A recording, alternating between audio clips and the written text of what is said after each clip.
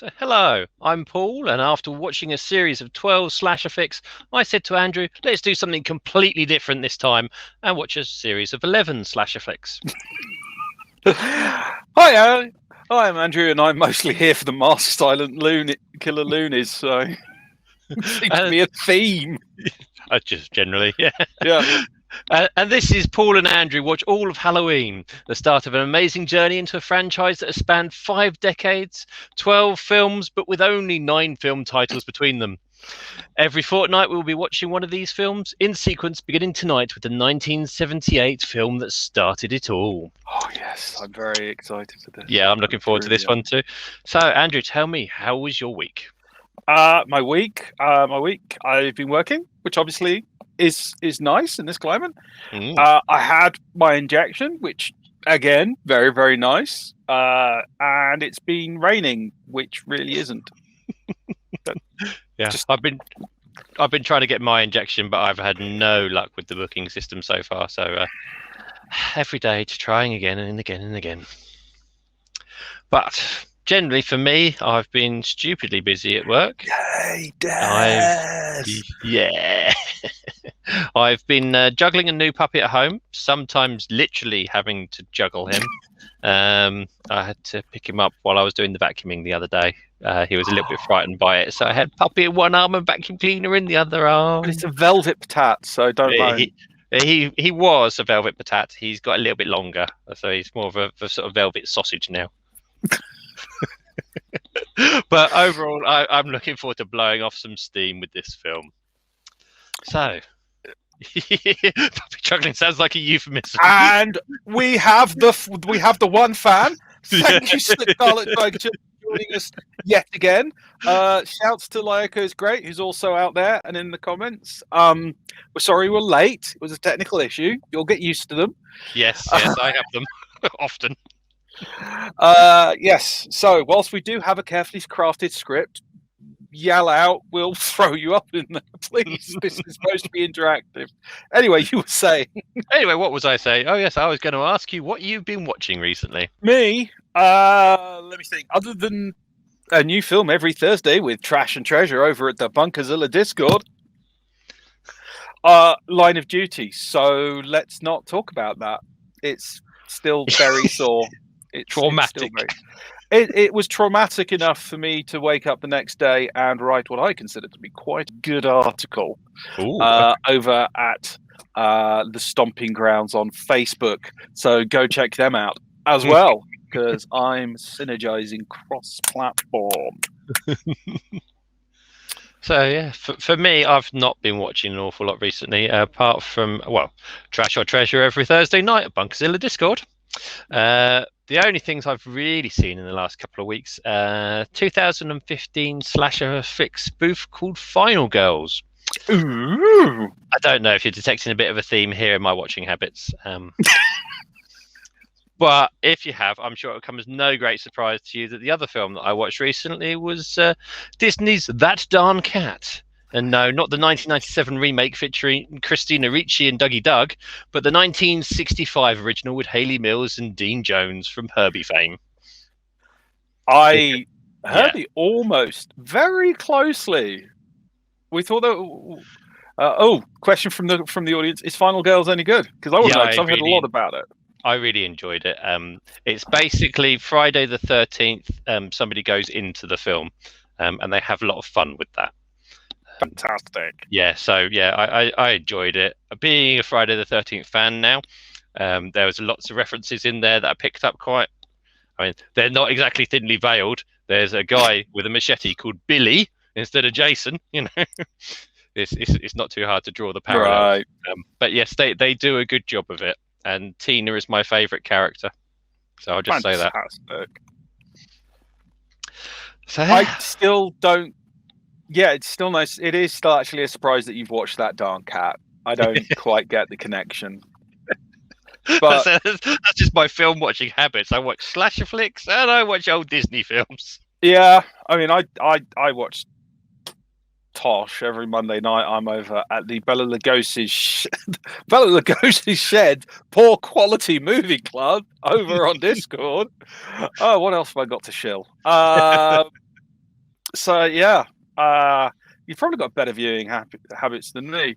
But yeah, and Herbie, we almost ended up doing that, but then there weren't as many in the series as we thought there were. About 5. So yeah, and Paul said, "Oh, you could probably do Halloween," and I went, "Yes." So yeah, it lasts a little bit longer.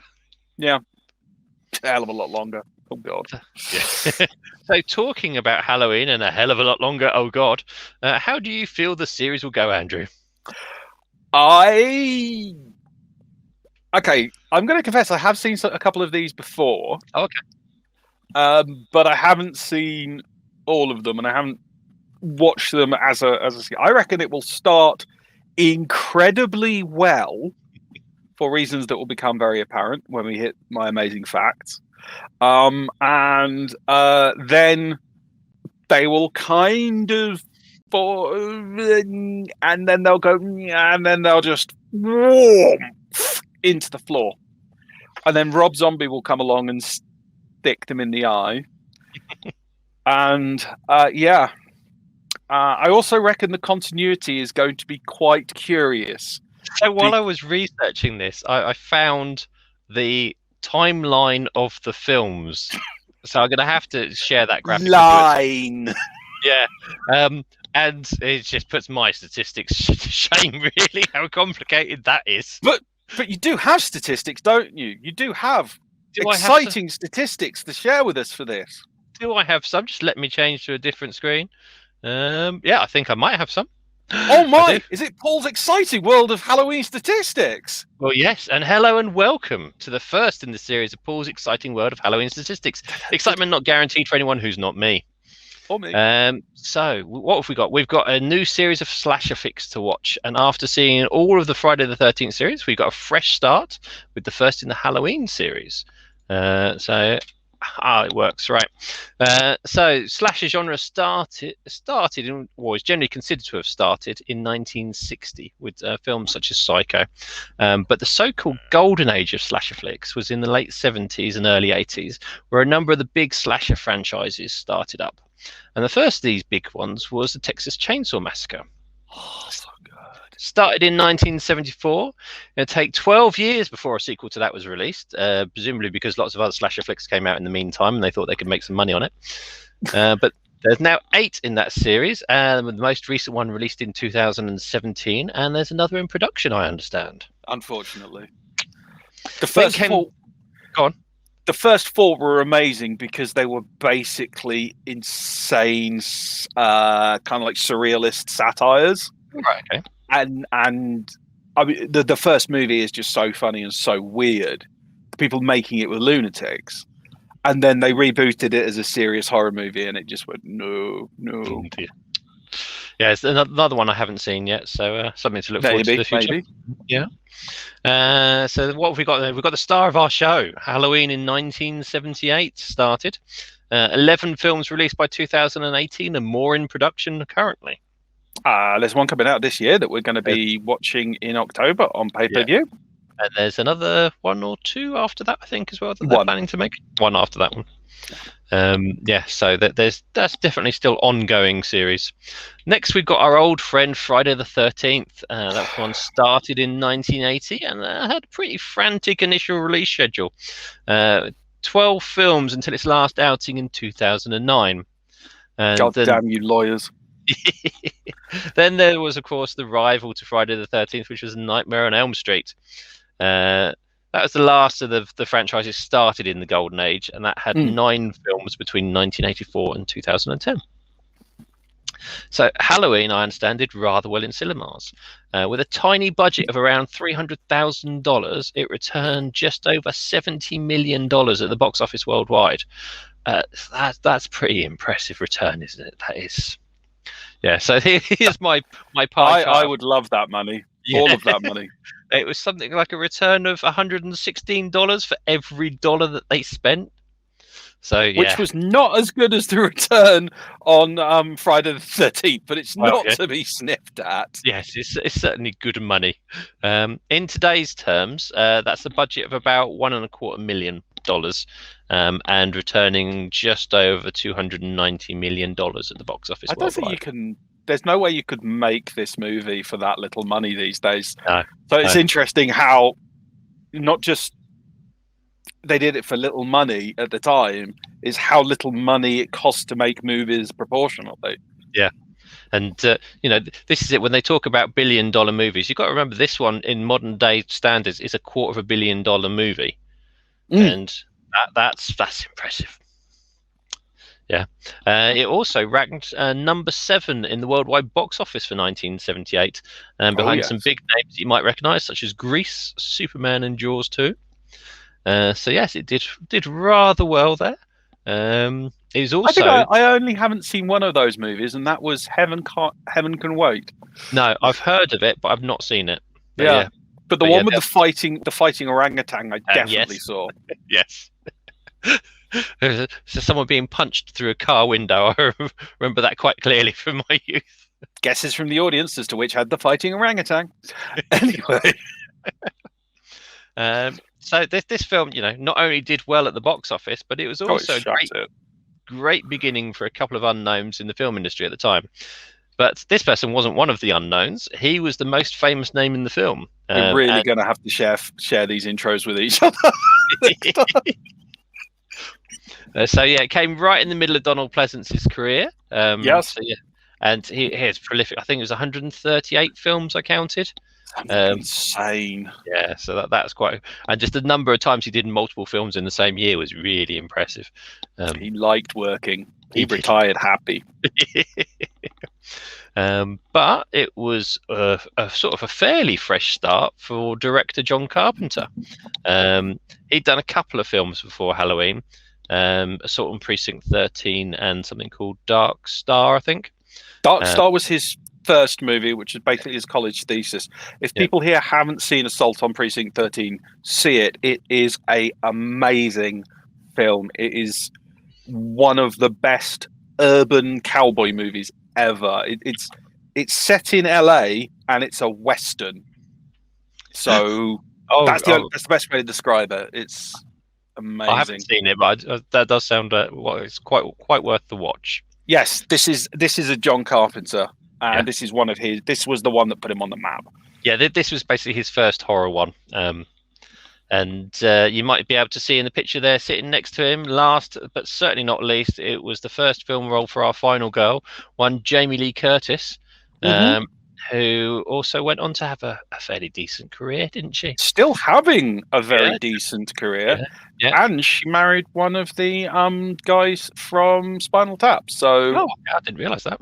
Oh yeah.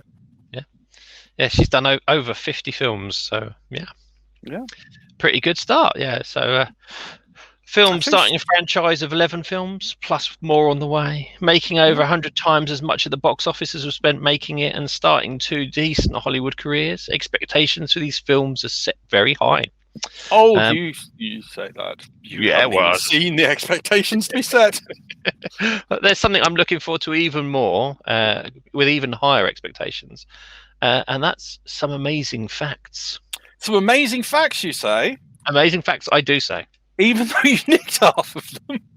Right, probably. Well, okay. Maybe I've got some left that you didn't touch on. So, yes, welcome to Amazing Facts. We're back on trying it this way. Let's see if I can get my mouse in the right place. Where should we start? Okay, so highly collaborative work. Now, one thing everyone does talk about is that John Carpenter did manage to get full creative control of this movie. It was actually written within his contract. He would have creative control, which is very nice. It was his third movie. He was literally out of college. He was, in his 20s, and someone went, "We'll give you money to make a movie," and he went, "Yes." But it was a seriously collaborative movie. It was the actual idea came from the producers Erwin Yablans and Mustafa Akada. This is when he is one of the main people behind this movie. They approached him saying, "We want you to make a movie about a psychotic killer that stalks babysitters." And he went, "Yeah, right." Erwin was also the gentleman that suggested basing it on Halloween, so it could all be done on one night.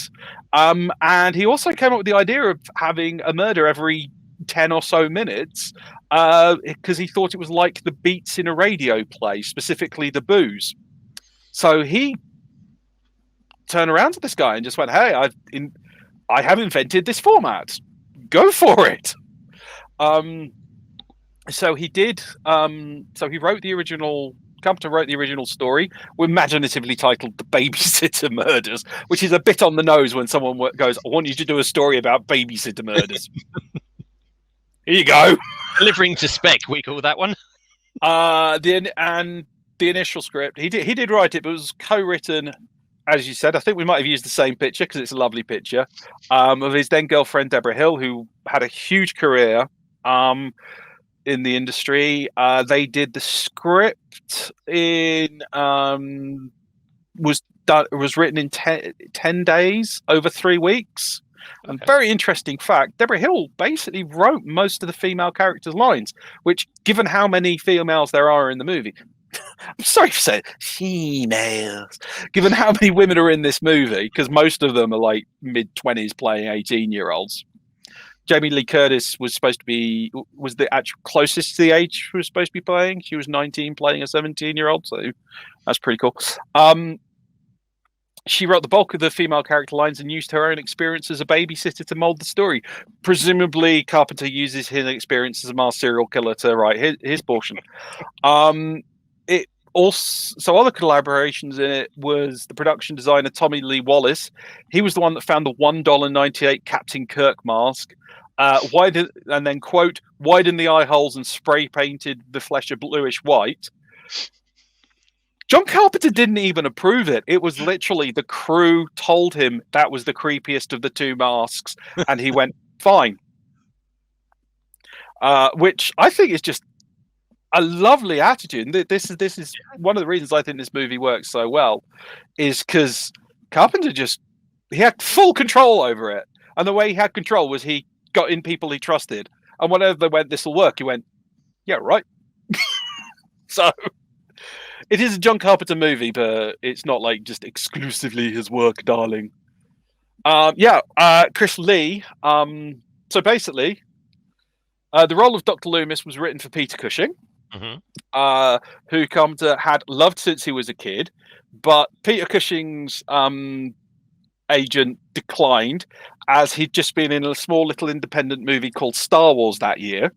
So he's like, no, we're not touching that with a flaming barge pole. He was then offered to Christopher Lee, who turned it down due to the fee.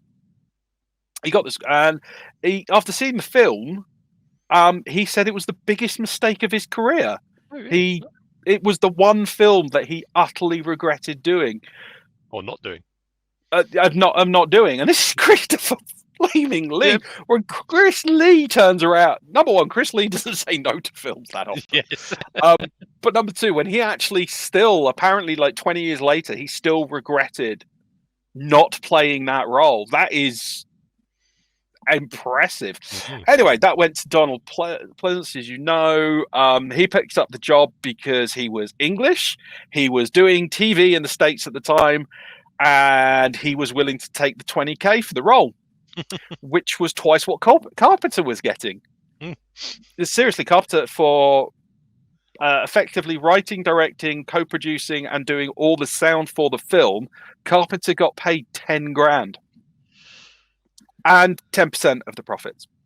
But it sounds better when you say 10 grand. 10 grand, yes. The 10% does count for a little bit, doesn't it? Oh, yeah, the 10. Yeah, but at the time, it was still that was still flaming ballsy. Yeah. So his actual pay was $7,010,000. Oh, he made bank off it. He made at least 3 other movies off this movie. Jamie Lee was cast because Carpenter's first choice for Laurie was unavailable, and because she'd done a reasonable, successful TV show, Operation Petticoat. You can see her in that there. And because Deborah Hill realized she was the daughter of Janet Leigh. And she just went, yes, the original Scream Queen's daughter. We're having her. It's like you said, Psycho. Yeah, her mum played Psycho. What that's going to give you press coverage alone. And she got paid not an unreasonable, about 100 quid's worth of JCPenney clothing, which she got to take home, and the rest of it. This guy, this is the guy who played the Shape, Nick Castle. He got paid $25 a day. Wow. Okay. He got paid bupkis. Tom Moran, who plays the unmasked Michael, got $250 total for his presence in that, and that's like all his rights, all his rewrites, all the toy rights, all the poster rights, all the back end. No one knew that was going to happen, but obviously, he took the $250 and ran. And William Selden, who played the baby Michael, may or may not have been paid at all. Who knows? He was a sprog. He probably just thought he was having a laugh. Anyway, very rapidly filmed. This was considered the $300. That was a tiny budget. It was that was 3 times the budget of Assault on Precinct 13. And Assault on Precinct 13 at the time was considered a classic action movie. So Carpenter was on a roll. He did a groundbreaking sci-fi movie. He did a groundbreaking action movie.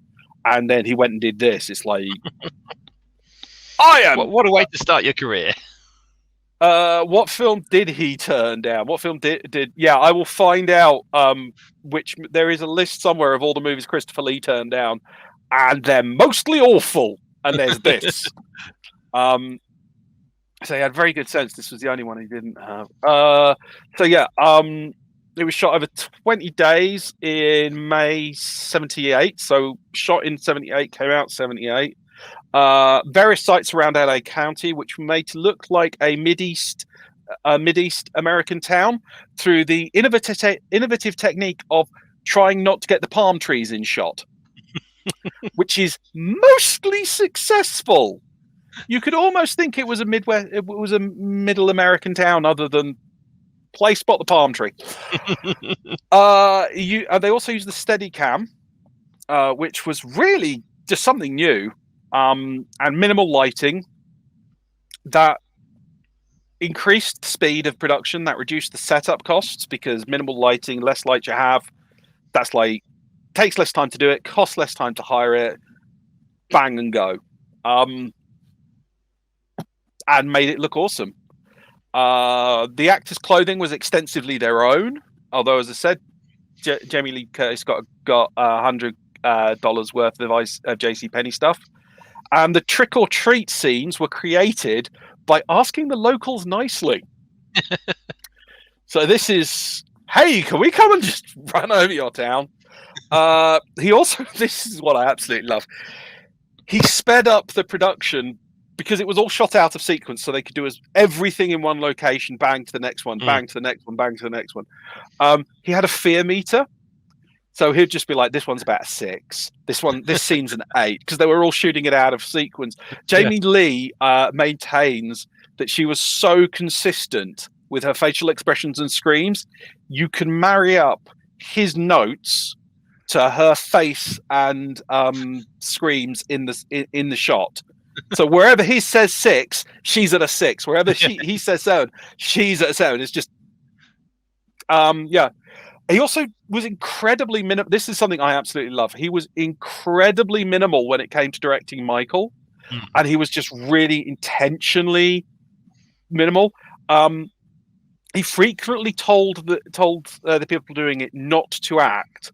And in one notable scene, when Castle asked him, "What's the motivation in this scene?" He was told to move from one set marker to another. That was not flippant. That was, he literally wanted Michael Myers to have no motivation, to just be there, to just do everything, to just do it. Genius. Absolute genius. Yeah, you can kind of imagine that as very disconcerting to be watching that when you'd never seen anything like that before. Yeah. But it was absolutely zero motivation. Just remove the reason you're there is because you're Michael Myers and you're doing this. Just speeds up the technique and knocks it out of the park. So yeah, as said, everyone knows it puts in the modern era of the slasher film. What is a slasher film? That's really, really argued over, so I am not going to get into that. So we have previous things, obviously. Basically, people have said that he invented the slasher movie. That is ridiculous. One of the earliest competitors would have been The Terror. That's 1928. Check it out. It's pretty good fun. It's pre-Hays Code, so you know it's going to be mental.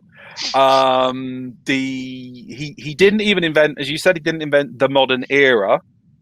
Already stuff like the Italians with Torso had already been really pushing the envelope. What he did do is he absolutely brought it front and center. This was the film that punched it through to the mainstream. It set up the modern tropes. It set up the modern version. So it developed the modern slasher 100, perfected the modern slasher and led on to many crazed imitators, as we're fully aware. Yep.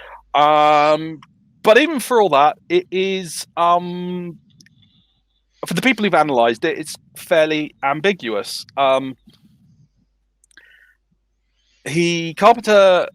because talking about the rules and all that, you had things like the final girl, sex equals death, all the stuff that we watched and witnessed and giggled our asses off with Friday the 15th. And Carpenter has repeatedly said he never set out to make any kind of moral statement. Definitely nothing about sex. And also the film has been argued by for a film that in a series that does extensively have a lot of female death in it. It has been the Halloween films and the slasher genre as a whole has been argued over massively. There were people with the Halloween series arguing that it's misogynistic because you've got the audience gaining entertainment from seeing women murdered, and for a bunch of reasons we'll go into once we've seen the movie. Don't want to give away too many spoilers, but at the same time, you've got people arguing that it's women fighting back against a male aggressor, so it's an empowering act. So that one's very back and forth. Where it lands, that's up for you. Hopefully, we'll have a bit of back and forth when we do the in-depth analysis. You've also had people interpreting it as being about the nature of violence and evil, both within the individual and in society. It's been described as a mockery of the white flight that was happening in the suburbs, which is basically all the white people moving out of inner city into the outer city because of the violence in the inner city. It's been seen argued quite well as a critique of post-Vietnam America and its failure to take on board the violent nature, and also as a commentary on the absence of parental figures. And that's just some of the main themes that have been analysed from this movie. Meanwhile, Carpenter himself has said he considered it true crass exploitation. I decided to make a film I would love to have seen as a kid, full of cheap tricks like a haunted house at the fair where you walk down the corridor and things jump out at you. Which doesn't mean that they're not wrong. The analysis is not wrong. It's just that may not be way, people, it gets complicated as to the whole thing. It's death of the author, almost. It's like,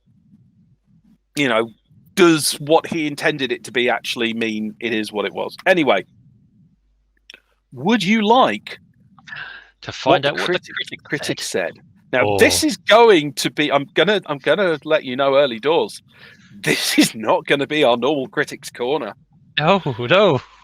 Right. It starts off on preliminary on stable ground, but you'll spot something. So, Pauline Kael of the New Yorker. Carpenter doesn't seem to have any life outside the movies. One can trace almost every idea on the screen to directors such as Hitchcock and De Palma. Los Angeles Times, well-made but empty and morbid thriller. Bill Von Moyer, the Miami Times, taken on its own level, Halloween is a terrifying movie if you're of the right age and right mood. Glenn Siskel, Chicago Tribune, a beautifully made thriller. More than once during the movie, I looked around just to make sure no one weird was sitting behind me. Roger Ebert, Chicago Sun, a visceral experience. We aren't seeing the movie, we're having it happen to us. Interesting. And it is now considered, that was all the contemporaries.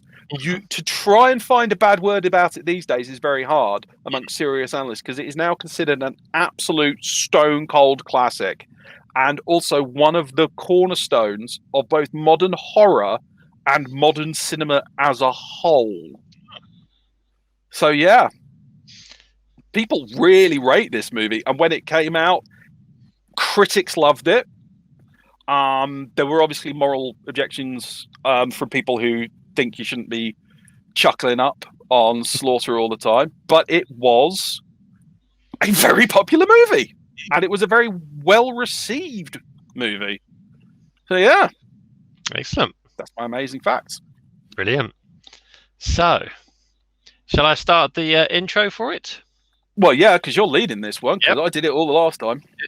So, 15 years after murdering his sister on a Halloween night in 1963, Michael Myers escapes from a mental hospital and returns to the small town of Haddonfield, Illinois, to kill again. So, if everyone's got their copy lined up. Yep. Are we ready? I am. Counting down from 3. So, 3, 2, 1, and go.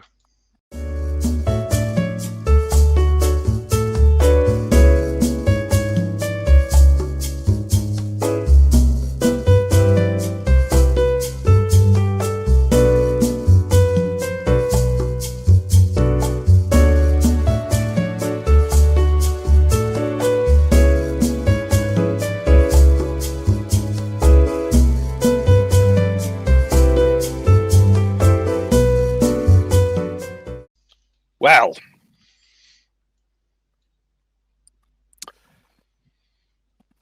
Yeah. Well, wow. It was rather good, wasn't it? Yes. So the pace wasn't there with like the 80s slasher ones, but no, I definitely enjoyed how that all came together, and just generally the tension throughout it all. That was the thing, because I mean, obviously we're going to compare this to 15, Friday the 13th. They had that every 10 minutes a beat thing. I mean, we were talking about the KPM, kills per minute of the Jason.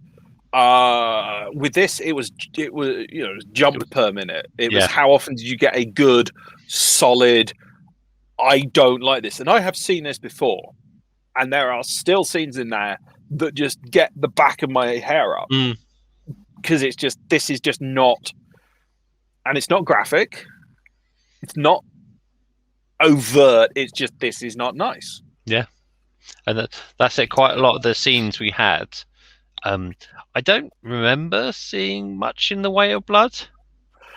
Very little blood. Yeah, I can't see. Very little blood. And although we saw the after effects of people having been killed, there wasn't any actual sort of visceral kills, but they were drawn out, and we had the strangulations and things, which were brutal because of the amount of time they went on.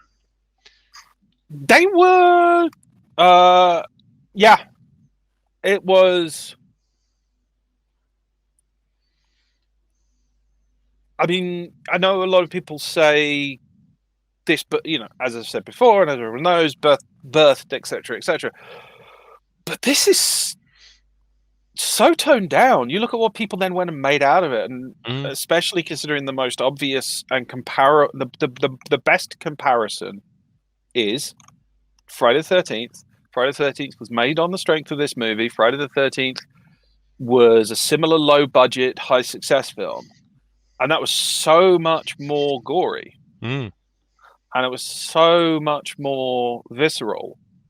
But this was definitely the scarier film. Yeah, because this just had a lot more tension to it. A lot more build up, a lot more tension, and yeah, I think so many nice little elements in the way that it was shot and all fitted together. Like the long lingering shots throughout it all really added to it. And they were probably originally done because it was economical to do them that way. But that economy of filming added a real sort of nice realism to it. Yeah. But it's a double-edged sword. It's a double-edged thing. It's like, yeah, not having as many extras on the street probably did cost less money, but it really helped set the scene. The fact that you had all the kids on the street for the Halloween shot, and then they're all gone. The fact that that world contained like what 6, 7 people, maybe 8, in this whole of suburbia, that did work, and that. As I said, things like the lighting choices, the fact they used minimal lighting, meant everything was dark. Which I'm sorry for stating the obvious, but yeah. And the single most impressive shot, I think, was when when Michael finally came out to Laurie. Where he just slowly... I mean, how they did that fade... I don't know how they did that fade. Because it was like... I knew he was going to come there because it was so set up for it. Yeah. But there was just a moment when I realised he had been standing there and I hadn't seen him. It wasn't even that he moved. It was just that we started noticing he'd been there for a while. That was genius. Yeah. It was... I say so many nice little touches to it that really just help bring that film, some real depth. Yeah. So one of the things I want to bring up is I didn't want to go into it too much at the start, was the two sides of the feminist misogyny element of it. Obviously you've got the whole last woman, the last girl, because she hasn't had sex, she gets she gets saved, everyone else gets murdered, right? Thing. The anti side, the misogynist side, is basically all that. Plus, even if you try and go, oh yeah, but she fought back, it's like, yeah, but she got saved by the man with the gun. The man with the gun did that. Also, I mean, there is the pro-feminist side that says, yeah, but she fought back, and she was aware of the situation. It was happenstance rather than victimization. She wasn't. She didn't live because she wasn't aware of what was going on. Everyone else, she basically lived because no one else had an open stairwell behind them when they got knifed. That's why she lived. That's got nothing to do with her having a partner or whatever. And she had the agency. She went forth. She slaughtered. There's also this argument that he is the male-led run riot. And as soon as she took the mask off him, he just absolutely lost he couldn't do shit without his mask. He had to have that falseness to hide behind. Straight back on, yeah. Yeah. The other argument is all she was able to do was stop him. And I don't know where I stand on that whole side of things. I don't know if anyone in the gallery has any thoughts. Or is it literally just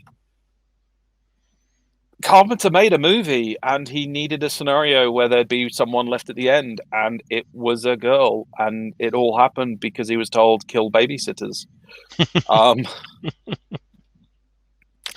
It's an interest. Except the babysitter he didn't kill. Yeah, that's the thing. Is the babysitter murders. No. Yep. Everybody. No. One babysitter did die because the girl who died in the car was supposed to be babysitting. Oh, was she? Oh, yeah. So maybe it's a dereliction of duty. I thought that was her sister. I didn't realize that she was babysitting. Yeah, she was babysitting. Okay. So So we lost one baby. Yeah, you've got a series of questions to ask. Yes. So my first question for you. Right. Yeah. Oh. Yep. Yeah. I'm just saying to Tiger Chili thing. Yeah, it's one that I still don't know the answer to. You're going to be mulling it over. There's so much strong for, so much for against, so much strong against. Okay. So, question: what did you think of Michael as the main bad guy? Oh my good lord. Can I give two answers? Yeah. Right. For the time, it was the scary as all hell.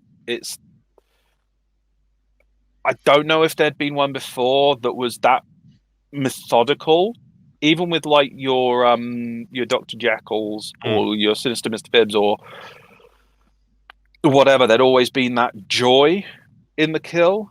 Like they'd be really quiet and they'd be really deadly, and then when they got in, they'd just be like and or quite often screaming. Yeah, he was completely dispassionate. There was no emotion from him at all, except for when his mask got taken off. There was once or twice when he was looking at his work. There was some emotion, but it definitely wasn't joy, or it was kind of curiosity. Yeah, I think. Now, yeah, still scary as hell. I think he still stands up.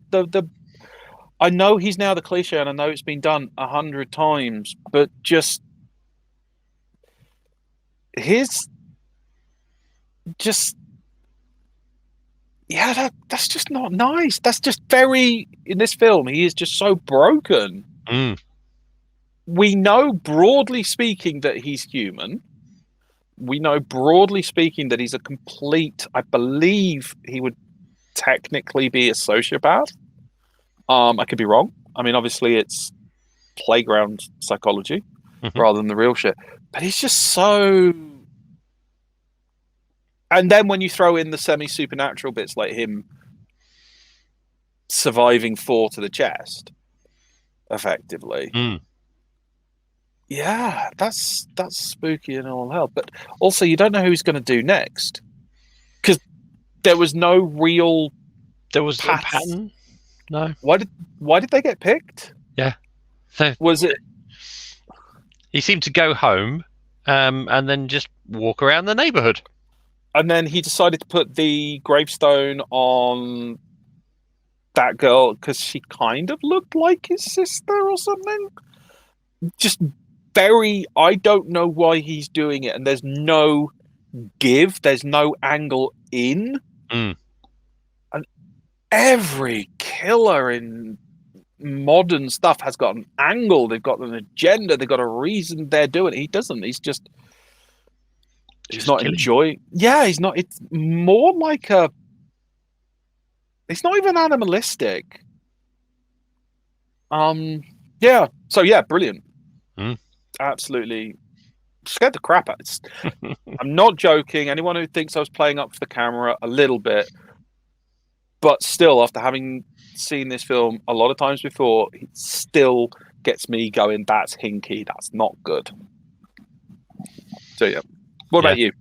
Oh, yeah. So this is the first time I've seen it. I don't think I've seen any of the Halloween ones before. So haven't been exposed to Michael in sort of general popular media. But having seen him now for the first time, I really enjoyed that. I really enjoyed the economy of camera shots, because a lot of them were over his shoulder. So it wasn't the camera was him, it was over his shoulders. He was in the scene, and you were looking at it from his point of view. But many of the other ones, they've done it as if you are the killer.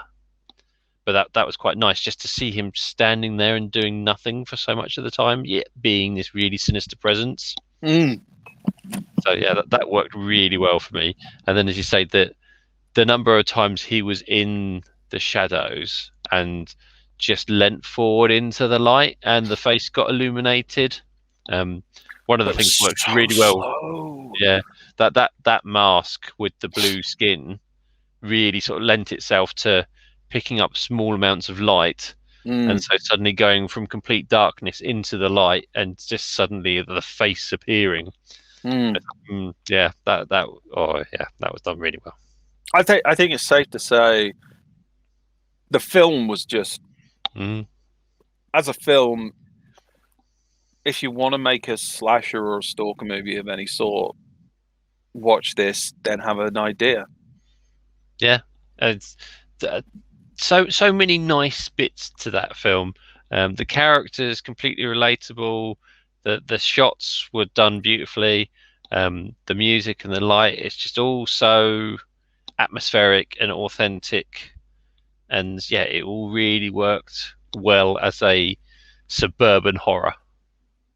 Yeah, beautiful. He makes beautiful films. As a film, it was beautiful.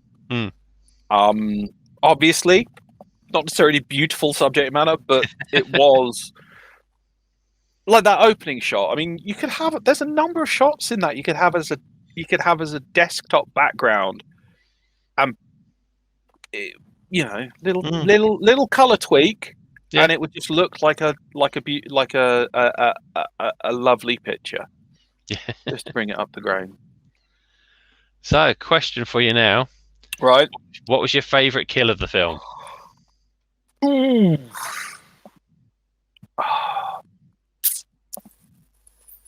weren't that many to choose from. I was expecting a few more, but there was the opening shot.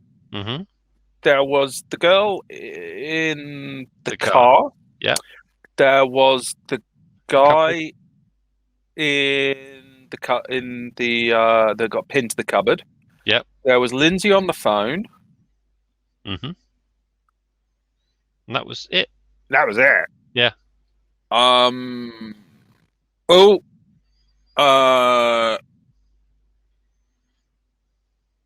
on. Yeah. There is that primal fear of the dark, and again, I'm going to go back to it. That bit where she's on the landing and he comes out, and you've just got that black void, and you know he's going to come out, and he comes. It makes it worse that he comes out. It is that really primal fear of darkness. And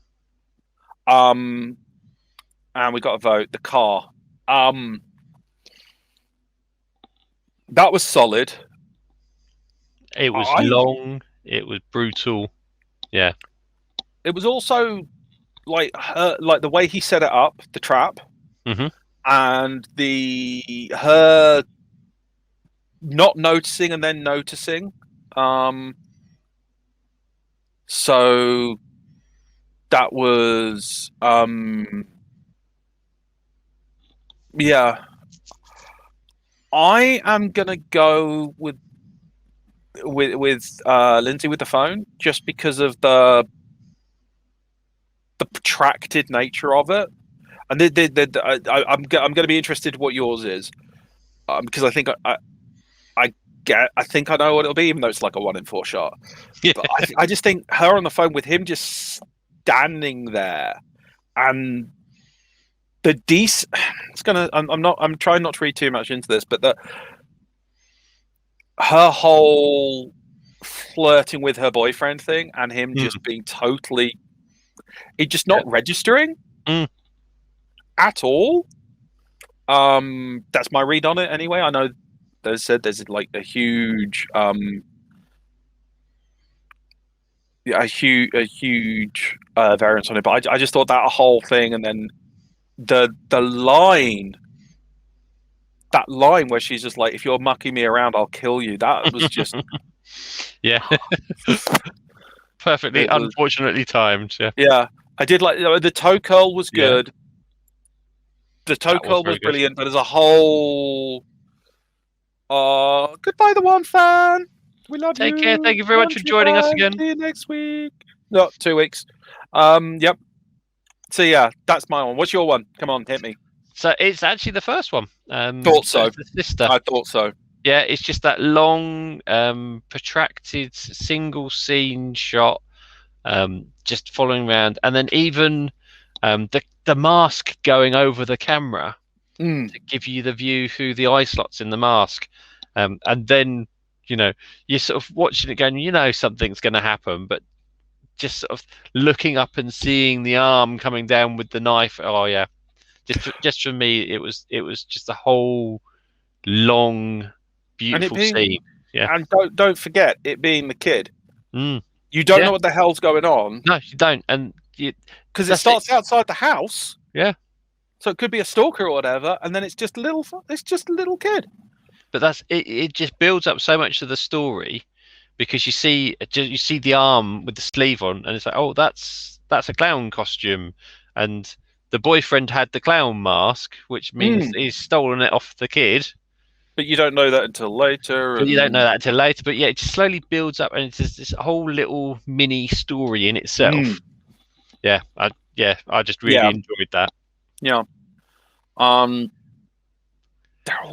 They're all good murders, Brent. Yeah, they are. Certainly. But this film is now 43 years old? Oh God. So how does it hold up by modern standards, in your opinion? By modern standards, okay, I'm going to discount the look of it, because obviously, photography, all that. Yeah. I think if someone, it's a difficult one to say because it was such an influential movie. So it's like asking, do the Beatles still hold up? It's like, it doesn't matter. They've still redefined the world. I do think that if something like this came out these days, I think it would shift. I think the horror crowd would be indifferent to it because everything's moved on so much and it's now so much more visceral. I think the thriller crowd would be all over it. I really do, because there's just something. There's something so accessible about it. There's something so comprehensible about it. There's something so, I'm trying to think of a word other than accessible. It's just very, you get it, you understand it, and it scares the shit out of you with just things like the body being gone at the end. I know you said, oh, it's another sequel or whatever, but it's just like, well, actually, they've laid the groundwork that he keeps on getting back up. Yeah. So, and Loomis is, we've already seen he's this really good at chisery and hiding behind shit and running away. So maybe he's just doing a complete fake out. Did he actually get shot? We know Loomis is a fast draw, but we don't know if he's a good shot. Yeah. So it's that. Yeah. I think it would still. I think as a movie, it still really holds up. It's still worth a watch. Yeah. And even though it's gone through all the layers of design, it's as I said, it's affected cinema, it's affected horror cinema. It's still, if you watch it today, you will still get something from it, just because it's that. And there are very few really key works that haven't been derivated so much that they're not, that they're still worth watching the original. Yeah, I love it. I think that really does fit into the category of classic, in that it is 43 years old, but you will go back and watch it again quite happily because it still has something to offer. I know it doesn't have the fast pace or the gore or some of the special effects or intense jump scares that you get in modern films, but this has got that element of you making up in your own mind, because so much of it is in the dark and hidden that you put your own perspective on the film, and your brain goes, I think this is scary because I've seen scary things in the dark before. Yeah. And that's it. You leave it to the imagination, and the imagination's always far worse than the reality could be. And this film is perfect for that, because so much of it is in the dark and in the shadows, and there's no emotion to the main character, so you can't empathize with him in any way. You have no idea why he's doing it. No. You it's not as if like, oh yeah, well, he did it because of this reason, so he was kind of justified. No, there's nothing like that at all. You can't get into the bad guy's sort of mindset, so therefore he's scary and ununderstandable. Well, it's like Loomis said. He hasn't spoken for 15 years. Yeah. It's some, he was waiting for some signal to come out. It's like we know something is going on. We know there's something behind it, but it's utterly unknowable. It's all the fact they were playing The Thing and Forbidden Planet kind of plays into it because that's about unknowable enemies. Mm. We've got a human that we can just not relate to on any level, which also ties into the easy because you got the disappearing, reappearing, and all that stuff. Yeah. Even though we've seen him dive behind a car, you could still have you're sitting there and you're going, he's a human. We know that, but you're also just going, he's human. He has to be human. There's no way he's a scary magical thing. He has to. Please God, he has to be human. If he isn't human, I'm shitting myself. It's that kind of. No matter what your argument is, it's mostly a arguing with yourself, so you're not quite as worried thing. Yeah. Right. Oh, it's my turn, isn't it? Well, I was going to say, would you mind sharing the screen? There we go. So, the question for you I now have. The Hall of Halloween. Where do you think this particular film should come? Somewhere between the Halloweeniest and the least Halloweeny. The Halloweeny, as in... Yeah, Halloweeny. Halloweeny dog. Yes. Oh, I thought it was a... Karamed likes it. He likes a good plan. I'm going to put it, like, just one slightly below the top. That's not how we do it. There we go. Oh, come on. You need to have the arrow selected. Click on the. Oh god! No. Right, we'll get it properly done for next time. Yeah, we'll move it properly next time. But technical difficulties, people. Yeah. I will put it basically about. Put the mouse up a bit more. Just there. That's right. It. Just there. It's not going to be at the height. absolute. I'm giving myself. I'm leaving one movie above it because. Someone could possibly do something better. I'll be bloody amazed. But it is, as an opener, that's a hell of a bar to set. Yeah. So we'll have to see how he does. But I'll be impressed if it gets better. Yeah. Brilliant. So, after that absolute failure. Let's see if we can get the next bit right. We'll get the next bit right. This will be easy. This is just words. Yeah. So next time, May the 18th, it's the 1982 sequel, Halloween 2, the first of its name. Yes. And I am 100% confident this will be just as well regarded as the original, and that it is not a cash-in that Carpenter was effectively forced into doing against his better judgment. I'm absolutely convinced of that. Given the start, it can only get better from here because everyone always goes, oh, the Halloween franchise, that changed cinema. Okay. Something to look forward to. Something definitely to look forward to. Anyway, you can follow more of this kind of thing at bunkazilla.co.uk, at the Bunkazilla Stomping Grounds over on Facebook, and on YouTube at Bunkazilla UK. So, thank you very much for watching Paul and Andrew watch all of Halloween. With a big shout out to our golden monsters, Lyoko is great, and Manga Girl Harriet. Yes, and you too can become a Patreon and help fund stuff like this by going to Patreon and searching for Bunkazilla.